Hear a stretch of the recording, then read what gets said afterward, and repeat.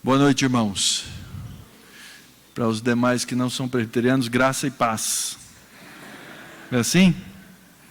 Muito bom, irmãos, estar com vocês e estar aqui mais uma vez no Encontro da Fé Reformada em Curitiba e poder compartilhar com os irmãos desses temas que certamente são muito preciosos à vida e ao coração daqueles que amam a Jesus Cristo, que amam a fé e que se deleitam no Evangelho de Cristo, aprendendo como é que nós podemos e devemos amar a Deus aqui no mundo. Pastor Heber Júnior explicou os 3 mandatos, mandato cultural, que ele explorou hoje, falou rapidamente, ou mencionou o mandato espiritual e o mandato social. Na palestra de hoje e de amanhã cedo, eu vou explorar o mandato social, amando a Deus na família. Agora é a hora da verdade para ver se esse negócio funciona. Olha, não é que funciona? Mais ou menos, porque ficou um texto errado aí, viu? Não era esse não. Esse está lá na frente. Mas acha aí para mim, você consegue visualizar aí? Acha aí para mim, família como contracultura.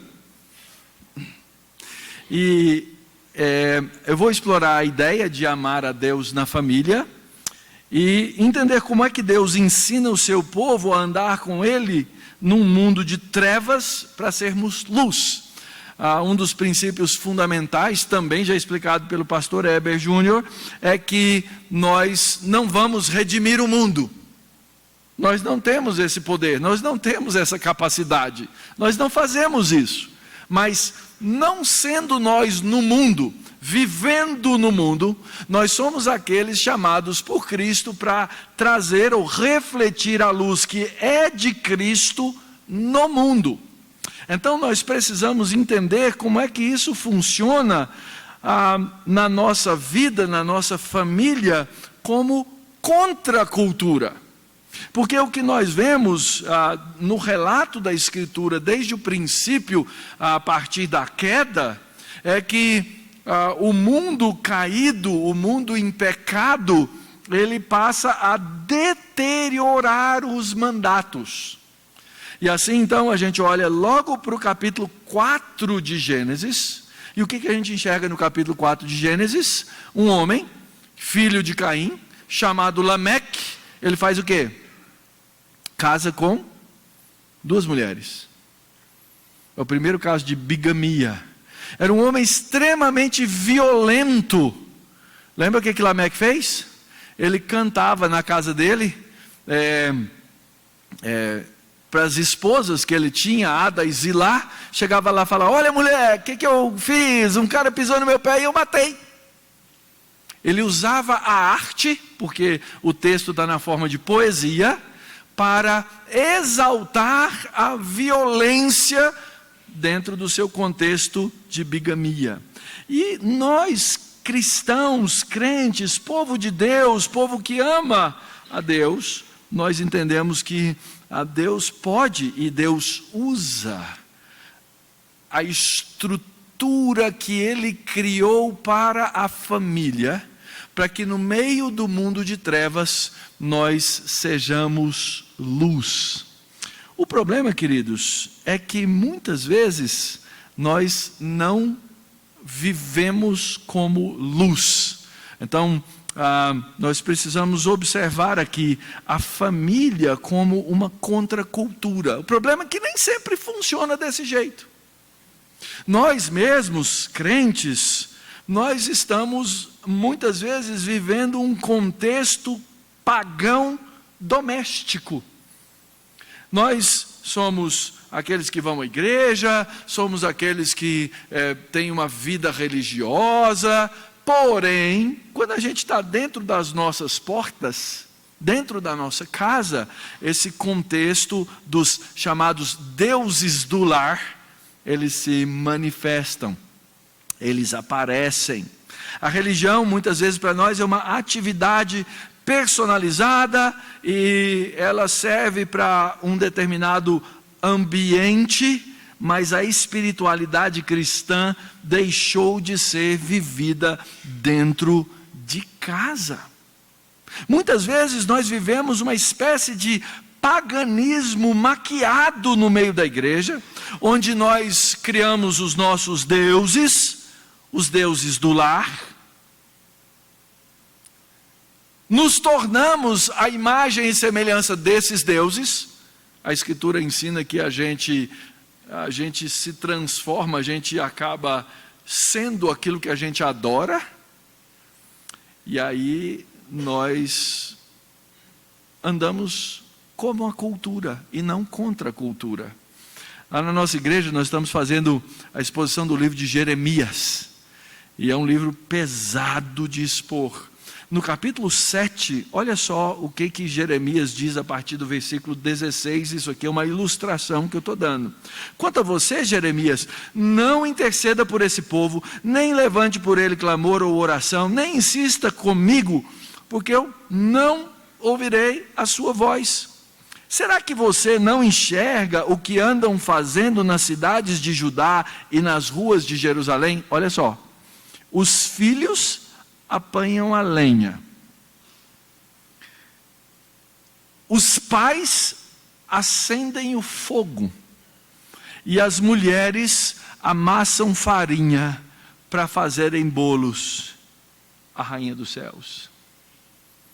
Era um culto familiar no meio do povo de Deus, da cidade de Jerusalém. E às vezes, irmãos, porque a gente vive no mesmo mundo, bebe da mesma água, assiste às mesmas redes sociais, a gente acaba sendo envolvido por esse paganismo, atraído por esse paganismo, e aí você que mora lá no apartamento 1003, não é diferente de quem mora lá no apartamento 1004.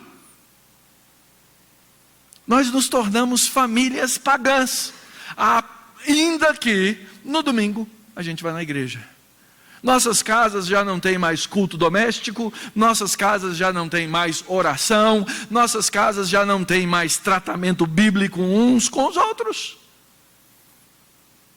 Mas a gente continua religioso, a gente continua mantendo, e muitas vezes eu vi pais e mães aflitos chegarem e falar assim: pastor, eu não sei, meus filhos se desviaram da fé, eles não estão mais na igreja. A preocupação das pessoas é que os filhos estejam na igreja e não crentes. Nós não pastoreamos o coração da família e queremos que a família seja de Cristo.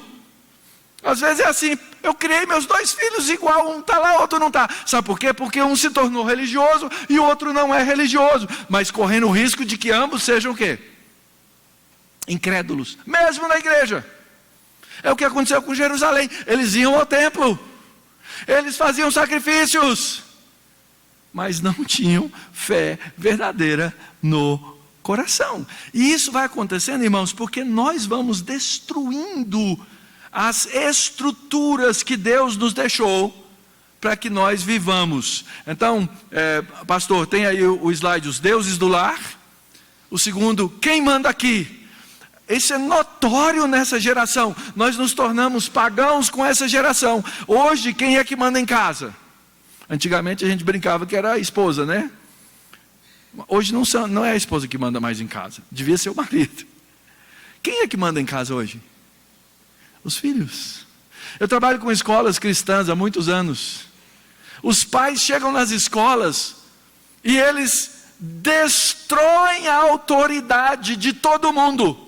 De todo mundo.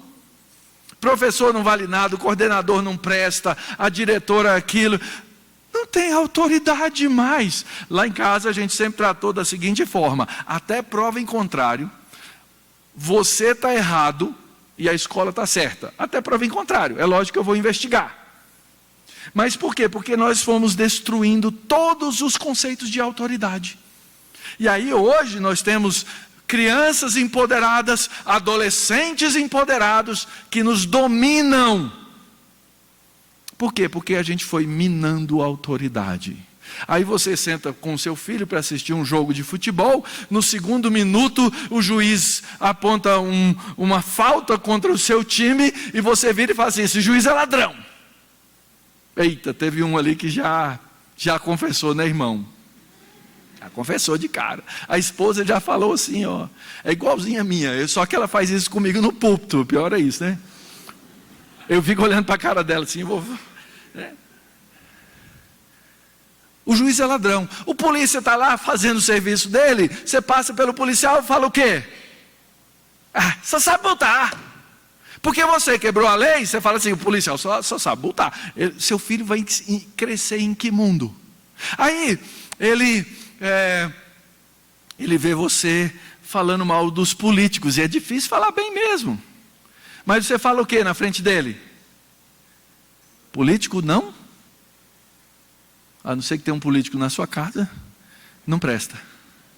É tudo ladrão, é tudo corrupto, é tudo aquilo. Então, eu não tenho autoridade policial, eu não tenho autoridade política, eu não tenho autoridade escolar, eu não tenho autoridade para nada. E aí você vai na sua igreja, na sua religião, no domingo de manhã. E naquele dia o pastor estava ruinzinho mesmo. Tem dia que o pastor estava, tem dia que o presbítero lá. Aí você, na hora do almoço, você almoça o pastor. Não? Detona o presbítero, fala mal do diácono, sobra para o filho do pastor, sobra para a mulher do pastor, sobra para a liderança da igreja. E seu filho vai falar assim: ué, que hipocrisia. Nós destruímos as cadeias de autoridade. Lá em casa, eu e minha esposa, desde cedo, nós fizemos um pacto de que nossos filhos nunca veriam nunca nos veriam falando qualquer coisa negativa sobre autoridades eclesiásticas. Um dia, meu menino estava lá, sei lá, a vida dele era jogar futebol e videogame. E ele ia ter um campeonato da UPA no sábado, e a gente tinha um outro compromisso fora da cidade, para ele poder jogar. Eu combinei com meu colega pastor de ele dormir na casa do colega.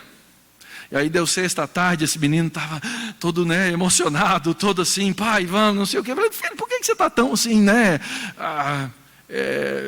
excitado desse jeito? Ele falou assim: pai, hoje eu vou dormir na casa do pastor. Eu falei: moleque, você dorme todo dia na casa do pastor. Mas ele tinha graças ao Senhor, ele tinha essa noção clara de que o meu colega pastor, meu pastor auxiliar mais novo, era uma autoridade espiritual sobre a vida deles. Não era uma autoridade eclesiástica. Nós precisamos restaurar estruturas de autoridade. Amanhã eu vou falar um pouquinho sobre isso no 5º mandamento. Terceiro, a gente vai se moldando, queridos, ao mundo. A gente vai sendo envolvido pela coletividade, pela cultura, e a gente não sabe mais estabelecer limites. A gente não sabe mais entender a diferença entre estar no mundo e não ser do mundo. E muitas vezes nós perdemos a sabedoria. Muitas vezes a família, no processo da cultura, acaba cultuando os deuses da modernidade. E aí a gente fala assim: não, a gente não pode ser tão radical. Se eu tirar o meu filho aqui dessa programação, eu vou causar um trauma. Eu não posso falar não. Não é isso que a gente ouve por aí?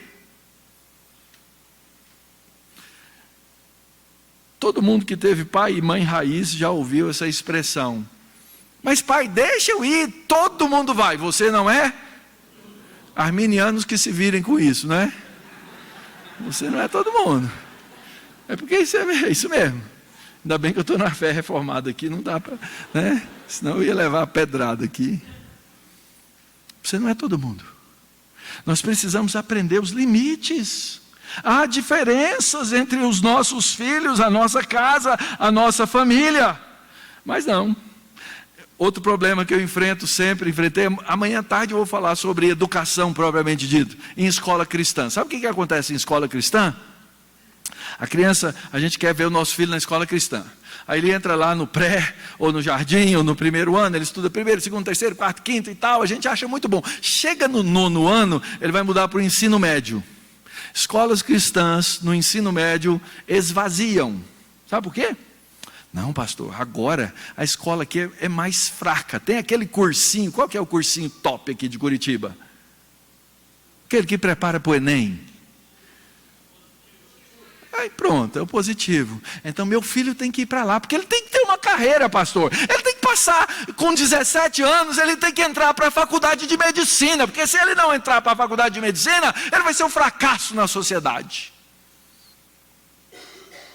E aí nós tiramos os nossos filhos da escola cristã, colocamos para os pagãos ensinarem, e aí a gente chega, eles entram para a faculdade de medicina, e como a gente vive uma vida muito religiosa, mas pouco verdadeira, eles passam a amar o mundo e se esquecem da fé.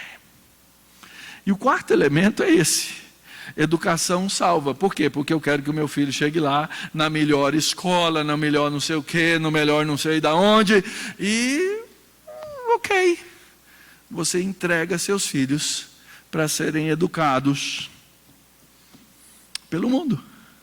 Literalmente, queridos. Literalmente. Amanhã eu vou falar um pouquinho sobre o CONAI 2024, que é o Conselho Nacional de Educação 2024. O que eles estão preparando para a educação dos nossos filhos? Agora não é mais, não estou preocupado com a educação dos meus filhos agora, estou preocupado com a educação do meu neto. O que eles estão preparando para a educação dos nossos filhos? E é interessante que a gente olha no Brasil, essa é uma matéria que saiu, acho que, próximo slide aí, sou eu. Vamos ver se vai dar certo agora. Não está certo, está pulando, a ordem deu ruim.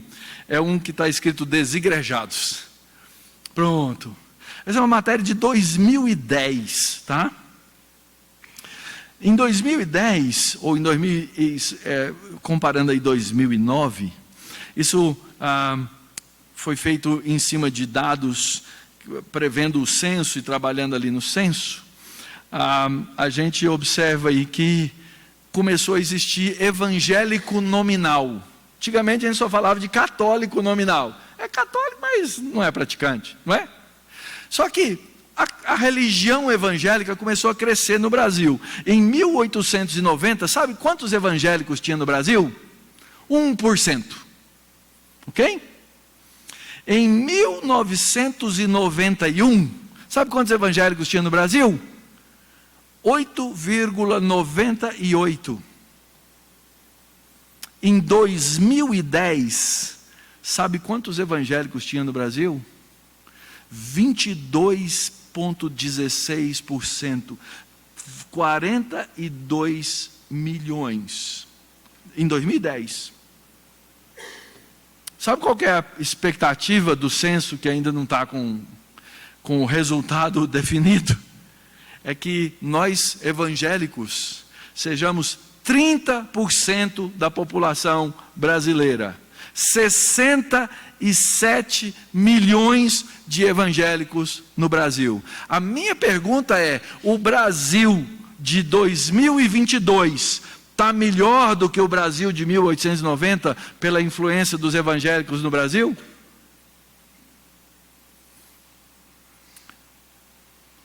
Sinceramente, eu acho que não. Nós crescemos em número. Crescemos em número. Mas não revelamos a qualidade das coisas que fazemos. Existe uma distorção causada pelo pecado nos nossos valores. Está ficando bom, está aprendendo já. É essa, quando eu desce, né, você já sabe. Então, o que acontece? Não pode elogiar, não pode elogiar. Eu vou até beber água aqui, né? A gente tem uma série de valores na Escritura que na cultura, ou envoltos pela cultura, a gente começa a distorcer. Por exemplo, trabalho. Trabalho é criação de Deus. Deus nos criou para o trabalho. O pastor Heber Júnior falou que tem que cultivar, tem que guardar, tem uma série de coisas. a serem feitas. Só que hoje a gente fala e privilegia um conceito que em si não é pecaminoso, mas que nós tornamos pecaminoso, que é o quê? A carreira profissional. Então, meu filho tem que sair da escola do ensino médio com 17 anos, entrar para a faculdade, e com 21 anos ele tem que estar formado, e ele tem que estar formado, e ele tem que ser bom, e ele tem que ganhar dinheiro, ele tem que A, tem que B, tem que C, tem que D. É assim que nós fazemos, irmãos. Nós distorcemos coisas boas. Por exemplo, a Bíblia fala sobre aspiração, até o presbiterato, quem aspira o episcopado, não é? Boa obra almeja. A gente transforma isso em ambição. E aí, a gente vive a geração dos coaches. Coach é uma forma moderna de ensinar você a ser ambicioso. Às vezes com uma maquiagem bem bonita, mas continua sendo algo morto, não vivo. A Escritura, o segundo grande mandamento, qual é? Amar o próximo como? E nós transformamos isso num negócio chamado autoestima. Autoestima significa que você tem que ser um mimizento. Certo? Você tem que ser aquela pessoa que todo mundo tem que colocar você para cima. E veja bem, amor a si mesmo e ser amado é algo que a Escritura nos ensina. Mas o conceito de autoestima é você se valorizar de uma maneira que a Escritura não autoriza. Então, nós precisamos integrar esses processos, entendendo que a família é que educa, é que recebe o mandato de ensinar, a igreja educa para educar, e na nossa sociedade contemporânea, complexa, moderna, nós precisamos de escolas. Não tem escola na Escritura, gente. Você fala assim, me dá um versículo bíblico para eu saber como é que eu monto uma escola cristã. Não tem. Mas nós temos uma necessidade. Então nós, dentro da estrutura do mundo em que vivemos, criamos escolas, e que essas escolas, para nós cristãos, são escolas que devem ensinar numa perspectiva cristã. Tudo isso, eu estou falando nisso, eu não vi que hora eu comecei. Eu quero fazer uma reclamação pública, que o pastor Heber Júnior entrou no horário do intervalo, e aí o intervalo entrou no horário da minha palestra. Meu Deus, já é 9h48. Aguenta até 11, gente? Não? Lascou então. Eu estou acabando a introdução. Agora que eu vou ler o texto. Nós precisamos entender qual que é o nosso fundamento teológico. Primeiro eu quero ler um texto de Deuteronômio 4. Eu vou ler só o verso 4, vou ter que começar a economizar os versos aqui, do 4 ao 6. O povo estava para entrar na terra prometida. Deus então, Moisés faz os seus grandes discursos nessa repetição da lei. E ele diz, porém vós que permanecestes fiéis ao Senhor, vosso Deus, todos hoje estáis vivos. Eis que eu vos tenho ensinado estatutos e juízos, como me mandou o Senhor meu Deus, para que assim façais no meio da terra que passais a possuir. Guardai-os, pois, cumpri-os, porque isso será a vossa sabedoria e o vosso entendimento perante os olhos dos povos, que ouvindo esses estatutos dirão, uau, certamente, esse grande povo é gente sábia e inteligente. E eu tenho certeza que é assim que o mundo olha para nós evangélicos, não é não? É? Olha, que povo chato. Quanta ignorância. O mundo não nos vê dessa maneira.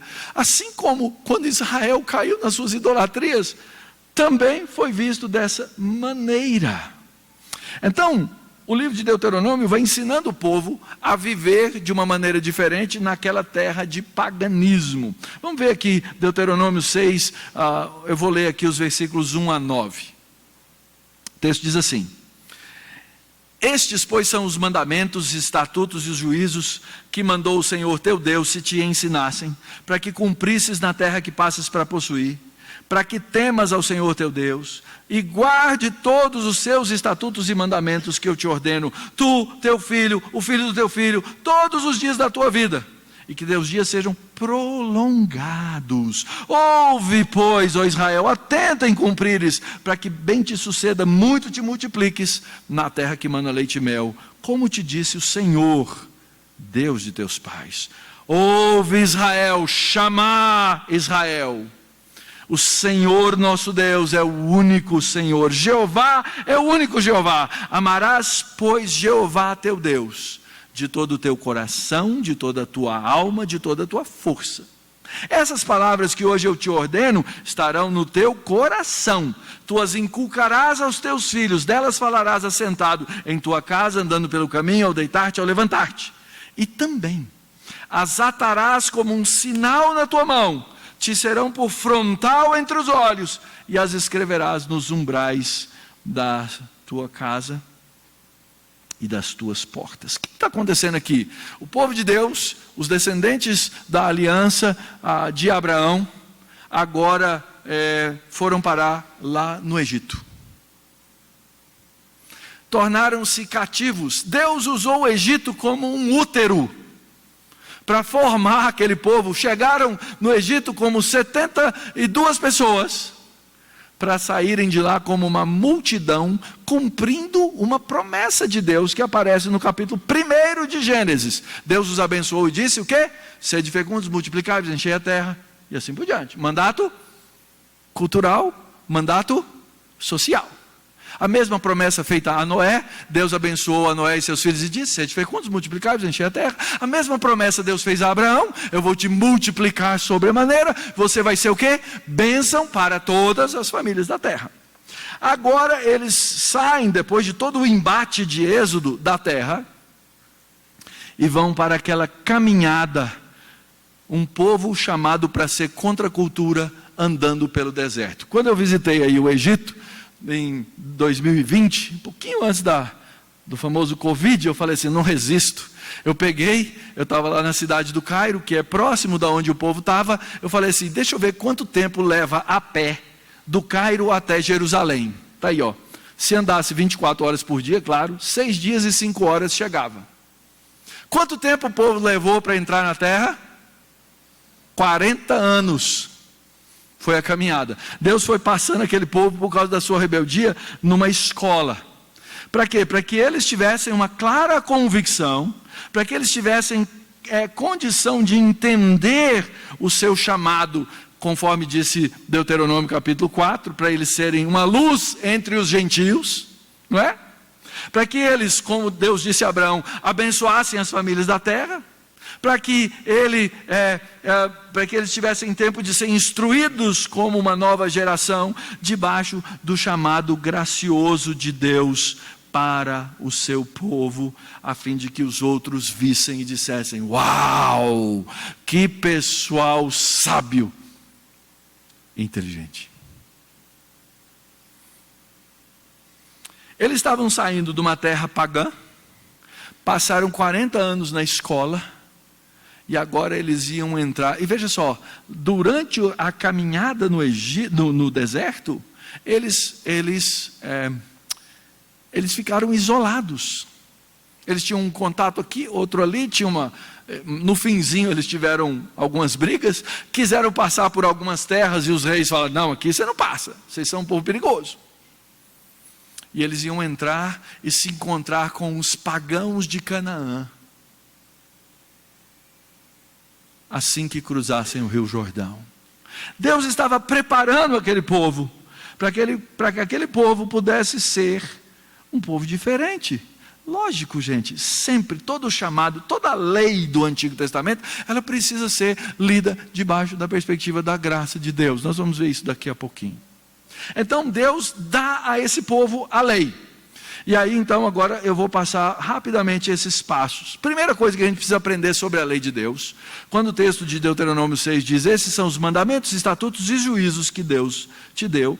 Ele não está dando para o povo uma teoria estúpida, para que eles não entendessem, para que ele pegasse, né, para que Deus pegasse aquele pessoal pecando e falasse, haha, te peguei, agora você vai para o inferno. Não, não, não.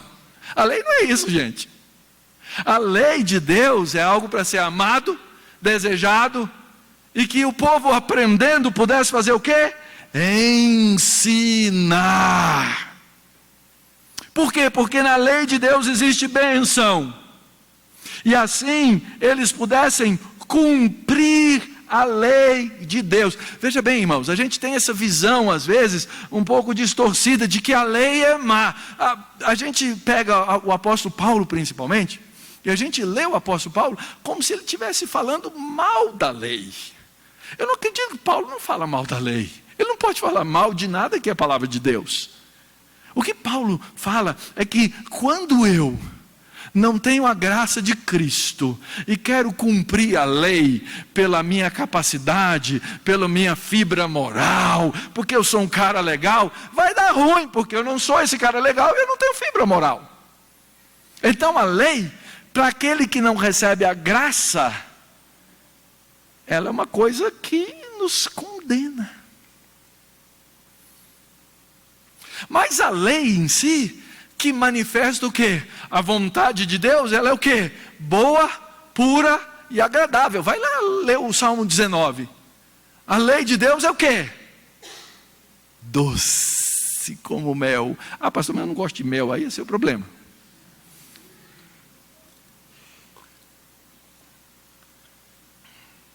A lei de Deus foi dada para que o povo de Deus, debaixo da bondade de Deus, aprendesse e entrasse naquela terra para cumprir. Por quê? Porque a lei aplicada, ela ensina temor. Olha só, como é que diz o verso? Para que temas o Senhor teu Deus. No hebraico aparece essa expressãozinha repetida. Para que guardes os estatutos e os mandamentos que eu te ordeno, você e as suas gerações. Tu, teu filho, o filho do teu filho, todos os dias. A lei, irmãos, ela precisa ser ensinada para gerar temor no nosso coração. E nós precisamos ensinar aos reformadinhos a amarem a lei de Deus, pastoreando os seus corações, trabalhando os seus corações. Eu cresci num lar semi-evangélico, não sei como é que chama, mas a gente não aprendia a lei de Deus, não aprendia as coisas dentro de casa. E eu logo menino, eu não era flor que se cheire não. O pessoal que tomava conta dos adolescentes na igreja sabe. E eu ia para o supermercado com meus colegas, com meus vizinhos. E eu ia fazer o que no supermercado? Roubar balinha. Quem já fez isso, levanta a mão. Não, estou brincando. É porque eu estou me sentindo sozinho aqui. E lá perto de casa tinha um Peg-Pag. Um dia o dono do Peg-Pag, que conhecia meu pai, me pegou roubando um rolo de durex. Gente, o pecado emburrece. Para que eu fui roubar um rolo de durex? Até hoje eu não sei. Deu ruim para mim. Deu ruim. Eu não tinha temor no coração. Eu não sabia a lei de Deus. Ainda que eu soubesse o princípio geral de que roubar é ruim, eu roubava os índiozinhos do meu vizinho. Quem aqui já brincou de Forte Apache? Gente, eu estou me sentindo sozinho aqui nesse auditório. Pronto, aqui eu achei um companheiro. Você roubava os índiozinhos do vizinho também? Não. É um santo, tá vendo? Ele só roubava o soldadinho.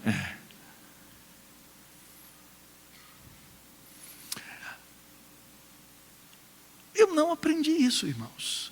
Mas uma criança pode aprender isso. E a forma dela aprender isso é por meio da lei de Deus. Se eu perguntar aqui, queridos, quem sabe aqui, levanta e cita para mim os 10 mandamentos.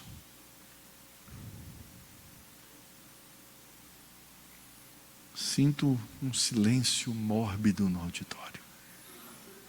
Irmãos, os 10 mandamentos são o básico, são a essência da lei de Deus. Quando o texto diz aqui, esses mandamentos, estatutos e juízos, está falando do capítulo anterior. Qual que é o capítulo? O que fala o capítulo anterior de Deuteronômio 6? Os 10 mandamentos. Nossa geração não conhece os 10 mandamentos. Meus filhos, e eu sei que pastor não deve falar de si mesmo, né? Mas Deus às vezes dá graça. Eu vou falar para vocês já vou falar o que aconteceu. Eu sei o segredo de educar filhos. Chama-se graça de Jesus, não tem outro. A gente erra, a gente faz burrada, a gente se arrepende. Volta e meia eu sento na mesa agora que eu sou avô, vou falar isso umas 12 vezes até amanhã, tá? Eu sento com a minha esposa na mesa e a gente começa a lembrar das coisas. E volta e meia ela é mais manteiga derretida do que eu. Eu já falei, não devia ter tocado nisso, porque ela começa a chorar. Porque a gente vai lembrando os erros que a gente cometeu com os nossos filhos. Então não entenda que eu estou falando aqui de uma família perfeita, mas eu vou usar vários exemplos da minha família. Meu filho devia ter uns 4 anos, ele era um tampinha. A gente foi para um encontro, tipo da fé reformada, e eu estava falando nesse encontro. E ele saiu com os reformadinhos, e eles estavam num salão do hotel que tinha uma mesa de sinuca. E eles mal batiam o olho assim na mesa de sinuca, e eles estavam, ele e um outro coleguinha, brincando com as bolas. E aí a tia chamou, falou, olha, é hora de descer, está acabando lá, a gente vai descer. E aí ele veio, eu estava saindo do púlpito, ele veio agoniado para mim assim, falou assim, pai, o que foi, filho? A gente estava brincando lá em cima com as bolas na mesa, e aí a tia mandou a gente guardar.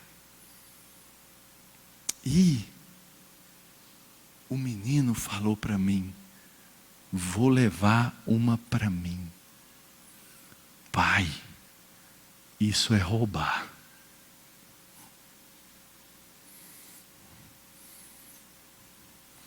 Eu fiquei pensando no ensino que eu não tive. E a oportunidade que eu tive depois de ensinar os meus filhos. E a oportunidade que eu tenho hoje de dizer a vocês que têm os seus filhos pequenos, ensinem a lei de Deus aos seus filhos, para que temas o Senhor, para que eles aprendam, para que eles cresçam. Chegou a minha vez de ensinar o filho do meu filho. Ontem, eles ligaram, quase todo dia a gente faz graças a Deus, né, que existe essas chamadas de vídeo. A gente olhou um pouquinho, meu filho fala que eu não cumprimento mais ele, eu só cumprimento o Teteco, é o Theo. E aí, passou um pouquinho, eu já vinha meditando desde o dia anterior, filho, filha, nossa nora, eu quero fazer uma conferência. Quando eu falo conferência, eles já sabem que vem um assunto sério. E aí eu falei para eles, olha, vocês estão aqui preocupados hoje com o crescimento desse meu neto lindo, maravilhoso, belo, perfeito, mais inteligente que os outros, todas essas coisas, né? Vô é besta, né? Fala sério. E eu sei que vocês estão preocupados agora com a introdução alimentar, mas vocês têm que se preocupar com uma outra coisa agora, porque daqui 6 meses isso vai tomar vocês de surpresa. O filho de vocês é caído. Ele nasceu igual vocês, debaixo da depravação total. E vocês podem se preocupar tanto em educá-lo com essas coisas da introdução alimentar e a saúde, que são coisas que preocupam, o sono que quase mata a falta dele, né? e desistirem de pastorear o coração dele. Então quero recomendar essa lista de livros. E eu fui ali agora e comprei alguns. Nós temos que pastorear o coração das nossas gerações. Esqueça essa ideia. Quem aqui é avô? Levanta a mão. É o meu companheiro tem 1, 2. A nossa cultura, olha, tem pouco, é pouco, hein? Geração velha está ruim, sexta-feira à noite. A nossa geração ensina que avô serve para quê? Isso todo mundo sabe, né? Estragar neto. Não é isso que o texto está dizendo aqui, queridos. Avô serve para ensinar as gerações futuras o temor. A lei aplicada ensina temor. Esse é o propósito do ensino: cumprir, temer, depois ser bem sucedido e se multiplicar. Porque a lei de Deus aplicada, ela gera bênçãos. O final do verso 2, da parte C, diz assim: e que os teus dias sejam prolongados. Ouve, pois, Israel, atenta em cumprir, para que bem te suceda, para que muito te multipliques na terra que mana leite e mel, como disse Jeová, Deus de teus pais. Onde é que está essa bênção aqui, irmãos? Gênesis capítulo 1. Multiplicação, exercício do mandato cultural. Quantas possibilidades temos aqui. A lei de Deus aplicada gera bênçãos numa comunidade, numa família, na vida pessoal, numa cidade, num país. Concordo plenamente com o reverendo Heber.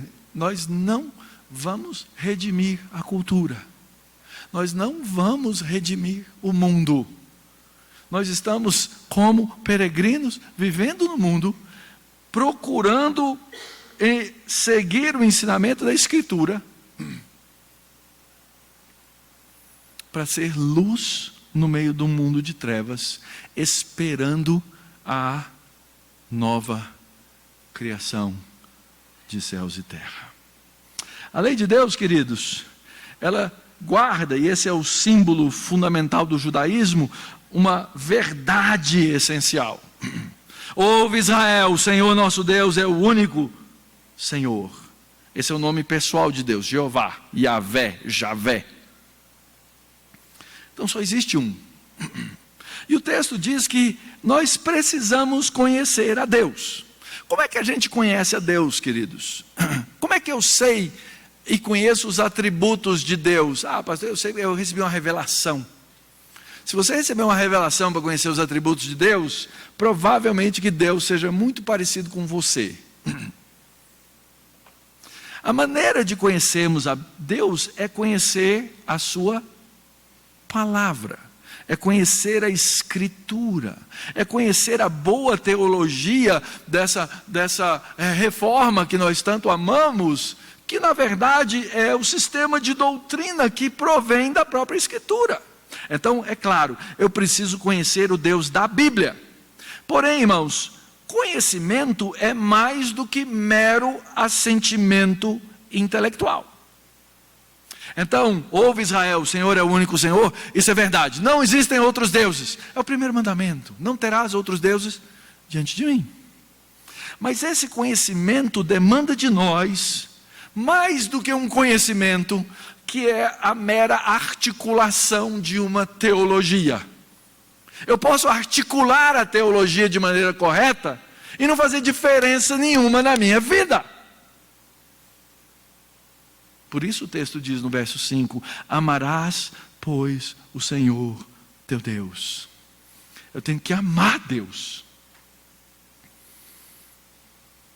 E esse amor a Deus, ele demanda de mim um envolvimento completo. Amarás, pois, o Senhor teu Deus de todo o teu coração, toda a tua alma, toda a tua força. E Jesus, que pode fazer isso, eu não posso, ele acrescentou uma palavrinha lá no Novo Testamento: e todo o teu entendimento. A palavrinha, o texto literalmente diz: amarás o Senhor teu Deus com toda a tua mente. Por quê? Porque agora, na cultura greco-romana, eles identificavam a raiz do nosso pensamento não como coração, mas como a cabeça, a mente. Então Jesus faz essa adaptação cultural. Cuidado com elas, elas são perigosas. Amar a Deus e fazer com que essas palavras que Deus ordenou estejam no nosso coração. E aqui, queridos, chega a hora da verdade. Chega a hora da minha confissão. Eu não amo a Deus desse jeito. Mas como, pastor? Eu sempre pensei que eu amava. Pode ser até que você seja diferente de mim. Qual a evidência, pastor, o senhor tem de que não ama a Deus de todo o seu coração, alma, força e entendimento? Porque todos os dias eu peco contra o Senhor. Então, eu preciso de alguém que ame a Deus desse jeito. E só tem um, irmãos, que ama a Deus desse jeito. Jesus, que é Deus e que ama o Pai de maneira perfeita. Então Deus não estava brincando com o povo quando ele disse amem a Deus. Na verdade, ele estava providenciando na história da redenção alguém que pudesse amar no lugar e junto. Sabe por quê? Porque eu estou em Cristo, porque não sou eu quem vivo, é Cristo que vive em mim, porque eu estou nele. Então em Cristo eu amo a Deus dessa maneira. Mas da mesma forma como eu estou no mundo, eu também ainda não completei, ou não estou completo em mim mesmo. É por isso que toda lei, ela demanda o próprio Evangelho. Se você lê o Antigo Testamento, sem o Evangelho da graça de Cristo, você vai ler uma lei condenadora que te mata, que te condena, que te coloca lá embaixo. Mas se você lê esse Velho Testamento, toda essa lei de Deus, debaixo da lei ou do Evangelho de Cristo, você se enxerga de uma maneira totalmente diferente, porque segundo a própria Escritura, isso já é uma realidade. Já é real para mim. Eu posso viver dessa maneira. Eu posso deitar minha cabeça no travesseiro à noite e saber que em Cristo os meus pecados estão perdoados. Eu posso afirmar, como o salmista diz: ah, Senhor, como eu amo essa lei. Porque ela me ensina a vontade do meu Senhor. Esse você errou, tá? Como é que a gente tem que aplicar essa palavra? Verso 6. Essas palavras que hoje eu te ordeno estarão no teu coração. Coração, gente, na Bíblia, no Antigo Testamento, é a essência daquilo que nós somos. Na antropologia bíblica, o coração é o que tem que ser guardado. Se tem que guardar alguma coisa, guarda o teu coração, porque dele procedem as fontes da vida. Guarda seu coração diante de Deus. Você é o seu coração. Então, a palavra dessa lei, ela chega por causa da obra de Cristo, por causa da operação do Espírito Santo, para criar raízes nesse nosso coração, que é um coração bagunçado.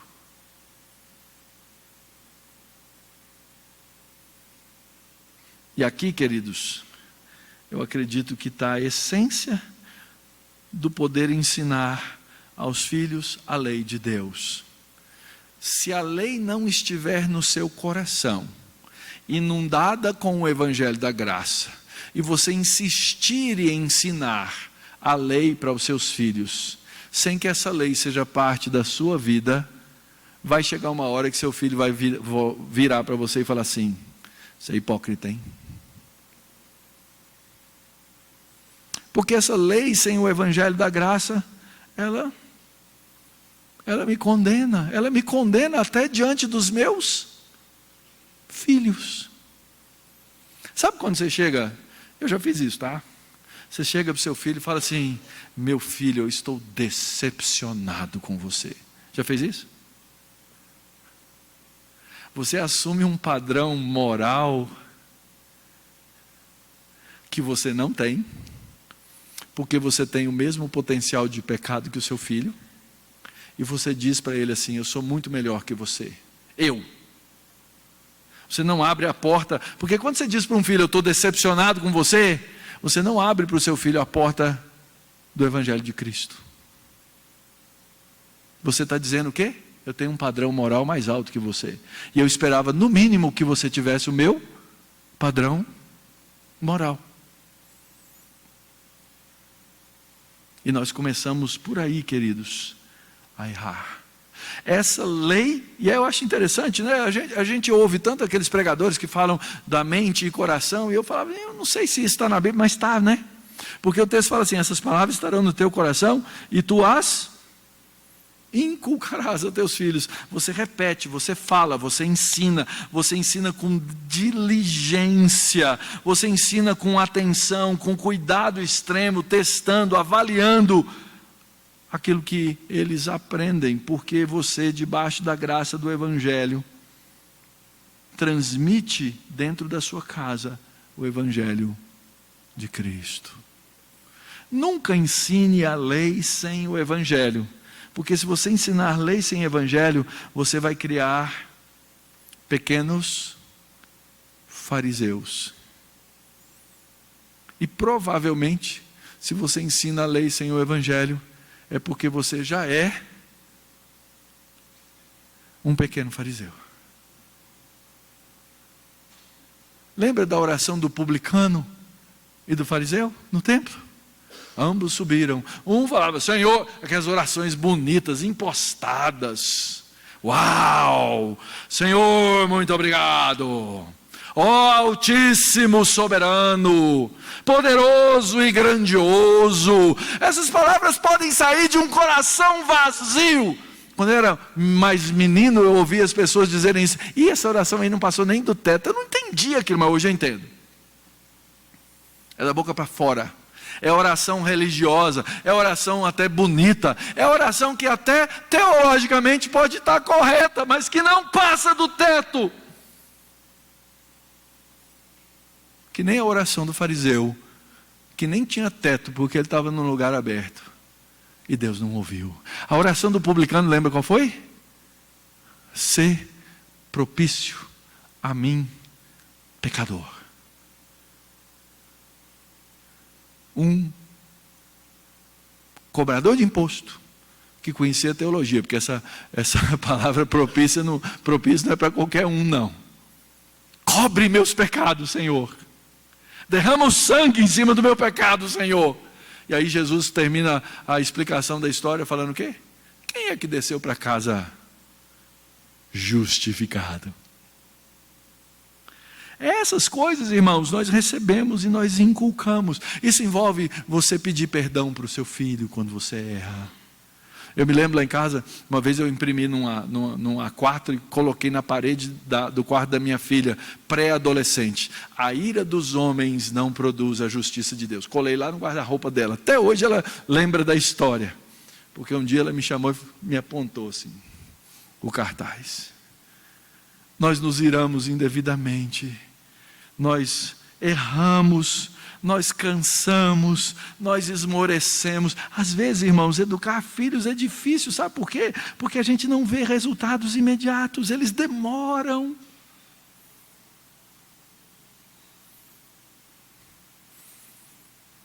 Eu perguntei se estava sendo transmitido, eu espero que não esteja nem sendo gravado. Tem uma câmera ali, mas que não esteja nem sendo gravado. Nossa filha deu muito trabalho.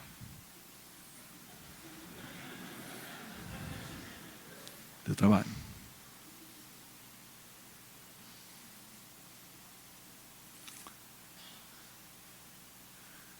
Eu fiz um compromisso com Deus, irmãos, de não tirar o pé da cama sem orar pelo meu relacionamento e pela vida espiritual da minha filha. Nenhum dia. Nenhum dia. Até que chegou o dia em que Deus converteu a minha filha num acampamento batista dispensacionalista.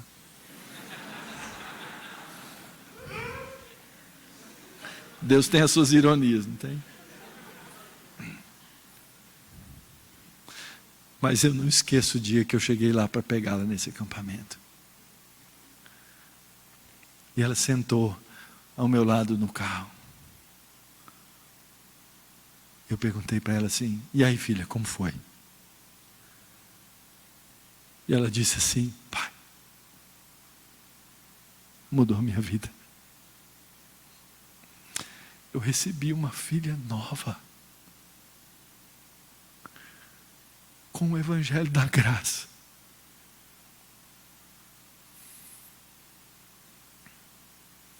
Durante anos, de novo, ainda bem, não está gravando não, né?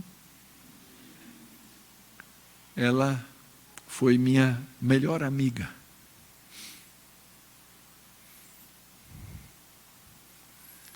Até no dia que ela casou. E nos votos de casamento dela, tudo que ela falava para mim, ela falou para o então noivo que se tornava marido. Eu virei para ele e falei assim: olha, isso é sério, cara. Você está levando a minha melhor amiga para se tornar a sua melhor amiga. Porque o Evangelho de Cristo operou na vida dela. Sabe as coisas que ela me dizia? Ela falou assim: pai, obrigado, porque você me ensinou o Evangelho. Mas casa de ferreiro, espeto de batista. Tem batista aqui? Levanta a mão. Pronto. Glória a Deus, irmão.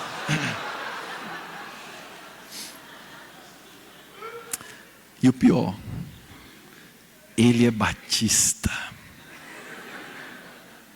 Está vendo, pastor? O que acontece? O Evangelho estava lá, irmãos. Deus usou de uma situação, de uma circunstância. Esse amor de pregar o Evangelho aos filhos, ele precisa ser refletido na vida. É melhor acabar, né, gente? Mais 7 minutos eu tenho. Eu estendi o horário para as 10h30, tá? Não sei quem é o responsável, não, mas...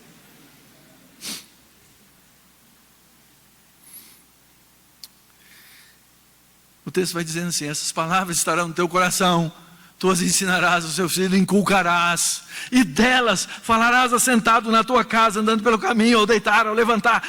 Estilo de vida, irmãos. Toda hora. Evangelho que inunda a vida da gente.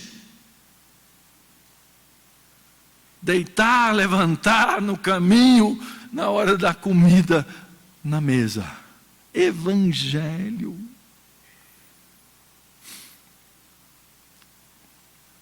Eu sou pastor há 33 anos. 12 anos atrás, 13 anos atrás, eu comecei uma plantação de igreja, na sala da minha casa, 13º andar. E lá na sala, eu tinha uma televisão, um sofá, a mesa da sala de jantar, tudo junto. Então aquela televisão é onde eu passava meus slides. Arrumei uma mesinha que era o meu púlpito. E ali as pessoas vinham para ouvir o Evangelho. Só que no sofá, e esse foi, a minha filha ainda estava no processo, não tinha convertido ainda não. E ela aceitou essa ideia da igreja em casa, sabe por quê? Porque era em casa, ela não tinha que acordar mais cedo. Segunda, o culto era mais tarde, era 10h30. Terceiro, às 10 tinha um café, era o ideal, era o sonho dela. Então ela sentava ali no sofá. Minha filha, meu filho, minha esposa, meus irmãos em Cristo, que Deus foi chamando. Aquele lugar onde eu pregava, irmãos, era o mesmo lugar que no sábado à noite eu tinha assistido televisão. Aquela mesa onde as pessoas se assentavam era a mesma mesa em que eu comia as refeições com a minha família. E aquele ambiente, e o ter que fazer aquilo, naquele mesmo espaço, me levou a muitas reflexões. Muitas reflexões. Porque o que eu tinha feito no dia anterior não podia contradizer aquilo que eu estava falando no domingo de manhã. Estilo de vida que você vai traçando pela mão do Evangelho de Cristo. Esse Evangelho, irmãos, precisa ser aplicado com integridade. Verso 8 diz assim: também atarás na tua mão e te serão por frontal entre os olhos. O que o judaísmo fez disso? Eles pegam umas caixinhas, às vezes de metal, às vezes de couro, pegam esses versículos aqui, escrevem bem miudinho, enrolam num pedacinho de papel, jogam dentro dessa caixinha, colocam aqui na mão direita, enrolam umas fitas grossas assim no braço, são chamados filactérios. Jesus fala sobre eles, depois você vai ler lá. E Jesus usa aquilo como uma ilustração da hipocrisia, porque você pode amarrar na mão, sair todo bonitão com aquela fita grossa, dizendo: olha a lei de Deus aqui, né? Não tem nada a ver com isso, irmãos. O que o texto aqui quer dizer é que o que eu faço precisa ser feito com a minha mão e precisa ser feito com integridade. A mesma coisa eles faziam na testa, eles amarravam a fita, né? Devia ser os judeus hippie, né? Amarravam uma fitona aqui assim, com aquela caixinha, um texto assim, saem até hoje. Se você for nas ruas de Jerusalém ou em grandes comunidades judaicas, eles usam isso até hoje. Mas o que o texto quer dizer, de fato, é que quem olhar na minha cara tem que enxergar a integridade da lei. Lembrando do Evangelho. Qual é o Evangelho? Eu não tenho integridade, mas eu tenho integridade de Cristo. A minha casa precisa ser esse lugar de influência. O texto diz assim, verso 9: as escreverás nos umbrais de tua casa. Se você for na casa de um judeu, ele tem um negocinho na porta, que ele, toda vez que ele sai, ele é religioso, ele bate naquele negocinho para entrar e para sair, com esse texto bíblico dentro. Mas o que o texto quer dizer de verdade? O texto quer dizer o seguinte, que a minha casa é um lugar de santidade. Por isso, o que você assiste dentro da sua casa? O que você fala dentro da sua casa? Como é que você se relaciona dentro dessa casa? Precisa estar baseado no Evangelho. E isso tem influência, porque o texto termina dizendo assim, nas tuas portas. Portas aí é a porta da comunidade. É a porta da cidade.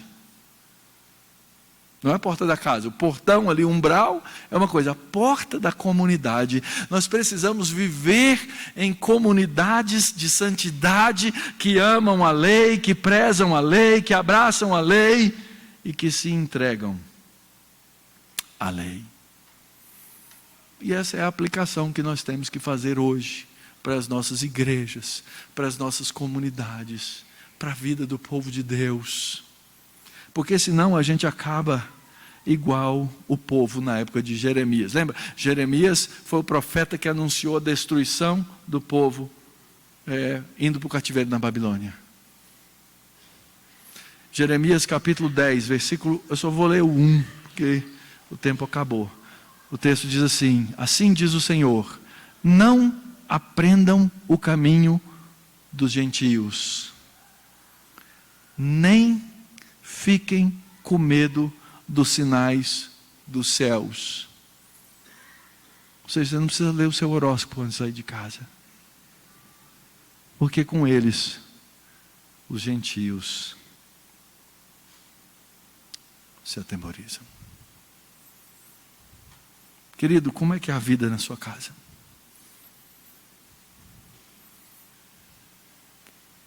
Como é que é o ambiente de santidade na sua vida?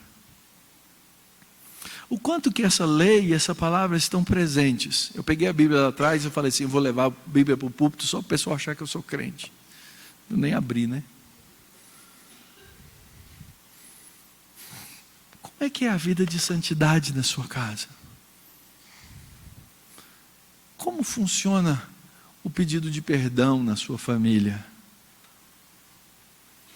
O quanto os seus filhos aprendem a lei de Deus e o Evangelho, ou o caminho dos gentios. Que Deus nos abençoe. Amanhã a gente continua com coisas práticas sobre isso.